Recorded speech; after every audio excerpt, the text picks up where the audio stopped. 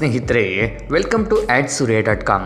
ಗೆಳೆಯರಿ, ಎಷ್ಟೋ ಜನ ಸ್ವತಂತ್ರ ಹೋರಾಟಗಾರರು ನಗುತ್ತಲೇ ತಮ್ಮ ಪ್ರಾಣವನ್ನು ಭಾರತ ಮಾತೆಗೆ ಅರ್ಪಿಸಿದ್ದಾರೆ. ಆದರೆ ಈ ಒಬ್ಬ ವ್ಯಕ್ತಿ ಮಾತ್ರ ನಾನು ಪ್ರಾಣ ಕೊಡುವವನಲ್ಲ, ನಾನು ಪ್ರಾಣ ತೆಗೆಯುವವನು ಎಂದು ಸ್ವತಂತ್ರ ಹೋರಾಟಕ್ಕೆ ಧುಮುಕಿದ್ರು.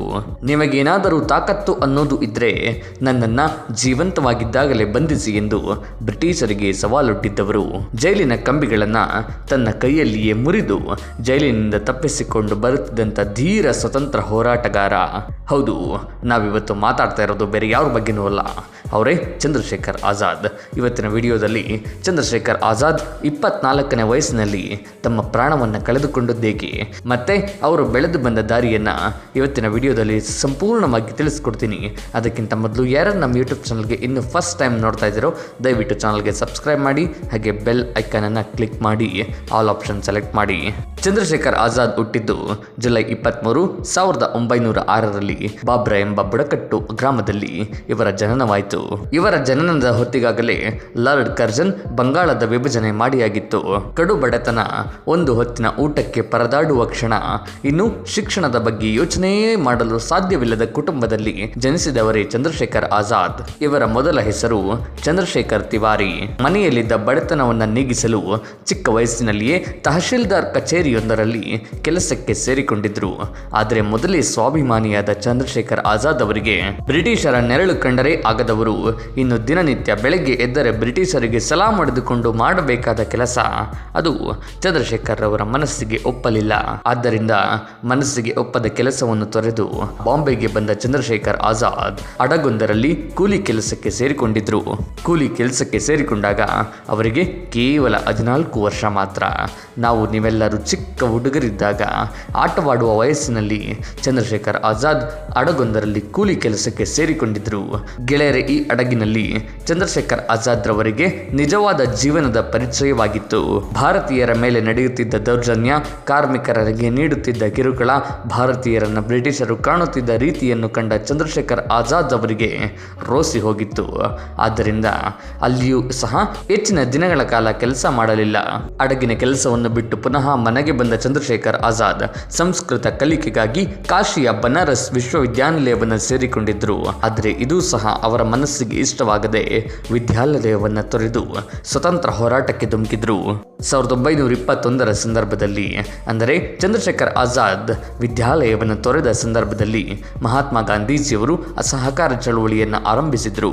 ಭಾರತೀಯರ ಮೇಲೆ ನಡೆಯುತ್ತಿದ್ದ ದೌರ್ಜನ್ಯವನ್ನು ಹತ್ತಿರದಿಂದ ಕಂಡಿದ್ದ ಚಂದ್ರಶೇಖರ್ ಆಜಾದ್ ಬ್ರಿಟಿಷರ ವಿರುದ್ಧ ಮಹಾತ್ಮ ಗಾಂಧೀಜಿ ಕರೆ ಕೊಟ್ಟಿದ್ದ ಅಸಹಕಾರ ಚಳವಳಿಗೆ ಧುಮುಕಿದ್ರು. ಅಸಹಕಾರ ಚಳವಳಿ ಜರುಗುತ್ತಿದ್ದ ಸಂದರ್ಭದಲ್ಲಿ ಅಹಿಂಸಾವಾದಿಗಳ ಮೇಲೆ ಬ್ರಿಟಿಷರು ಲಾಠಿ ಚಾರ್ಜ್ ಮಾಡಿದ್ದರು. ಆ ಸಂದರ್ಭದಲ್ಲಿ ಕ್ರೋಧಾವಿಷ್ಟರಾದ ಚಂದ್ರಶೇಖರ್ ಆಜಾದ್ ಬ್ರಿಟಿಷ್ ಪೊಲೀಸರಿಗೆ ದೊಡ್ಡ ದೊಡ್ಡ ಕಲ್ಲುಗಳನ್ನು ಎತ್ತಿಕೊಂಡು ಬೀಸಿ ಹೊಡೆದಿದ್ರು. ಇದರಿಂದ ಆಜಾದ್ರನ್ನು ಬಂಧಿಸಿದ ಬ್ರಿಟಿಷ್ ಪೊಲೀಸರು ಆ ಚಿಕ್ಕ 15 ವರ್ಷದ ಬಾಲಕನನ್ನ ನ್ಯಾಯಾಲಯದ ಮುಂದೆ ಹಾಜರುಪಡಿಸಿದ್ರು. ನಿನ್ನ ಹೆಸರೇನು ಎಂದು ಕೇಳಿದ ನ್ಯಾಯಾಧೀಶರ ಪ್ರಶ್ನೆಗೆ ಆಜಾದ್ ಎಂದು ಹೇಳಿದ ಹುಡುಗನ ಕಣ್ಣಲ್ಲಿ ಕಿಂಚಿತ್ತೂ ಭಯದ ಲವಲೇಶವೂ ಇರಲಿಲ್ಲ. ನಿನ್ನ ತಂದೆಯ ಹೆಸರೇನು ಎಂಬ ನ್ಯಾಯಾಧೀಶರ ಪ್ರಶ್ನೆಗೆ ಸ್ವತಂತ್ರ ಎಂದು ಉತ್ತರಿಸಿದ ಆ 15 ವರ್ಷದ ಬಾಲಕನ ಕಣ್ಣಲ್ಲಿದ್ದಿದ್ದು ಬ್ರಿಟಿಷರ ವಿರುದ್ಧದ ದ್ವೇಷವಷ್ಟೇ. ಆಜಾದ್ ಕೊಟ್ಟ ಈ ಉದ್ದಟತನದ ಉತ್ತರಗಳನ್ನು ಕೇಳಿದ ನ್ಯಾಯಾಧೀಶರು ಕ್ರೋಧಾವಿಷ್ಟರಾಗಿ ಆಜಾದರಿಗೆ 15 ಚಡಿ ಏಟುಗಳ ಶಿಕ್ಷೆಯನ್ನ ನೀಡಿದ್ರು.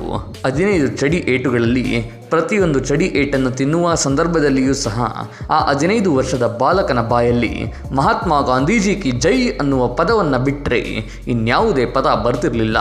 ಗಾಂಧೀಜಿಯವರು ಅಸಹಕಾರ ಚಳುವಳಿಯನ್ನು ಹಿಂದಕ್ಕೆ ತೆಗೆದುಕೊಂಡಾಗ ಚಂದ್ರಶೇಖರ್ ಆಜಾದ್ ತಮ್ಮ ಹೋರಾಟದ ಮಾರ್ಗವನ್ನು ಬದಲಾಯಿಸಿಕೊಂಡ್ರು. ಅಹಿಂಸೆಯಿಂದ ಇವರನ್ನು ಓಡಿಸಲು ಸಾಧ್ಯವಿಲ್ಲ, ಇವರಿಗೆ ಕ್ರಾಂತಿಯೇ ಆಗಬೇಕು, ಕ್ರಾಂತಿಯಿಂದಲೇ ಇವರಿಗೆ ಉತ್ತರವನ್ನು ಕೊಡಬೇಕು ಎಂದು ನಿರ್ಧರಿಸಿದ ಚಂದ್ರಶೇಖರ್ ಆಜಾದ್ HRA ಸಂಘಟನೆಯನ್ನು ಸೇರಿಕೊಂಡಿದ್ರು. HRA ಸಂಘಟನೆ ಅಂದರೆ ಆಗಿನ ಸಂದರ್ಭದಲ್ಲಿ ಕ್ರಾಂತಿಯ ಬಹುದೊಡ್ಡ ಸಂಘಟನೆಯಾಗಿತ್ತು.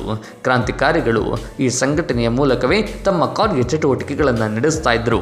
ಶಿವಾಜಿ, ಮ್ಯಾಸಿಡೋನಿ, ಬಿಸ್ಮಾರ್ಕ್, ರಷ್ಯಾ ಕ್ರಾಂತಿ, ಇಟಲಿ ಕ್ರಾಂತಿ ಮುಂತಾದ ಕ್ರಾಂತಿಕಾರಿ ಪುಸ್ತಕಗಳನ್ನು ಓದುವುದರ ಮೂಲಕ ಬ್ರಿಟಿಷರ ವಿರುದ್ಧ ತಮ್ಮಲ್ಲಿದ್ದ ಪ್ರತೀಕಾರದ ಜ್ವಾಲೆಯನ್ನು ಮತ್ತಷ್ಟು ಹೆಚ್ಚಿಸಿಕೊಂಡಿದ್ದರು ಚಂದ್ರಶೇಖರ್ ಆಜಾದ್. ಸಂಘಟನೆಗೆ ಸೇರಿದ ಆರಂಭದ ದಿನಗಳಲ್ಲಿ ಇವರು ಕರಪತ್ರಗಳನ್ನು ಹಂಚುವುದು, ಸಂಘಟನೆಗಾಗಿ ದೇಣಿಗೆಗಳನ್ನು ಸಂಗ್ರಹಿಸುವುದು ಮುಂತಾದ ಸಣ್ಣ ಪುಟ್ಟ ಕೆಲಸಗಳನ್ನು ಮಾಡುತ್ತಿದ್ದರು. ಆದರೆ ನಂತರ ಬ್ರಿಟಿಷರ ವಿರುದ್ಧ ನಡೆದ ಕಾಕೋರಿ ರೈಲು ದರೋಡೆಯಲ್ಲಿ ಚಂದ್ರಶೇಖರ್ ಆಜಾದ್ ಭಾಗಿಯಾಗಿದ್ದರು. ರೈಲಿನಲ್ಲಿದ್ದ ಎಲ್ಲ ಸಂಪತ್ತು ಭಾರತೀಯರಿಗೆ ಸೇರಿದ್ದು, ರೈಲನ್ನು ದೋಚಿ ಭಾರತದ ಬಡವರಿಗೆ ಹಂಚುವುದು ಈ ಒಂದು ದರೋಡೆಯ ಪ್ರಧಾನ ಉದ್ದೇಶವಾಗಿತ್ತು. ಆದರೆ ಕ್ರಾಂತಿಕಾರಿಗಳು ಇದರಲ್ಲಿ ವಿಫಲರಾದರು ಮತ್ತು ಪ್ರತಿಯೊಬ್ಬ ಕ್ರಾಂತಿಕಾರಿಯನ್ನು ಬ್ರಿಟಿಷರು ಬಂಧಿಸಿದರು. ಆದರೆ ಚಂದ್ರಶೇಖರ್ ಆಜಾದರ ಕೂದಲನ್ನು ಕೊಂಕಿಸಲು ಸಹ ಬ್ರಿಟಿಷರಿಗೆ ಸಾಧ್ಯವೇ ಆಗಲಿಲ್ಲ. ಚಂದ್ರಶೇಖರ್ ಆಜಾದ್ ಬ್ರಿಟಿಷ್ ಪೊಲೀಸರಿಗೆ ಚಳ್ಳೆಹಣ್ಣು ತಿನ್ನಿಸಿ ಬ್ರಿಟಿಷ್ ಪೊಲೀಸರ ಕೈಯಿಂದ ತಪ್ಪಿಸಿಕೊಂಡಿದ್ದರು. ನಂತರ ಆಜಾದ್ ಭಗತ್ ಸಿಂಗರ ಸಂಪರ್ಕಕ್ಕೆ ಬಂದರು. ಭಗತ್ ಸಿಂಗ್, ರಾಜ್ಗುರು, ಸುಖದೇವ್ ಮತ್ತು ಚಂದ್ರಶೇಖರ್ ಆಜಾದರು ಲಾಲಾ ಲಜಪತ್ ರಾಯರ ಸಾವಿನ ಪ್ರತೀಕಾರವಾಗಿ ಜಾನ್ ಪಿ ಸ್ಯಾಡಿನ್ ಎಂಬ ಬ್ರಿಟಿಷ್ ಅಧಿಕಾರಿಯನ್ನ ಹತ್ಯೆ ಮಾಡಿದರು. ಅಲ್ಲದೆ 1929ರಲ್ಲಿ ಭಾರತೀಯ ವೈಸ್ರಾಯ್ ಪ್ರಯಾಣಿಸುತ್ತಿದ್ದ ರೈಲನ್ನು ಸ್ಫೋಟ ಮಾಡಲು ಪ್ರಯತ್ನಿಸಿದರು. ಬ್ರಿಟಿಷ್ ಪಾರ್ಲಿಮೆಂಟ್ನ ಮೇಲೆ ನಡೆಸಿದ ದಾಳಿಯ ಪರಿಣಾಮವಾಗಿ ಭಗತ್ ಸಿಂಗ್, ರಾಜ್ಗುರು, ಸುಖದೇವರನ್ನ ಬಂಧಿಸಿ ಗಲ್ಲಿಗೇರಿಸಲಾಯಿತು. ಆದರೆ ಈ ಬಾರಿಯೂ ಸಹ ಚಂದ್ರಶೇಖರ್ ಆಜಾದ್ ತಪ್ಪಿಸಿಕೊಂಡಿದ್ರು.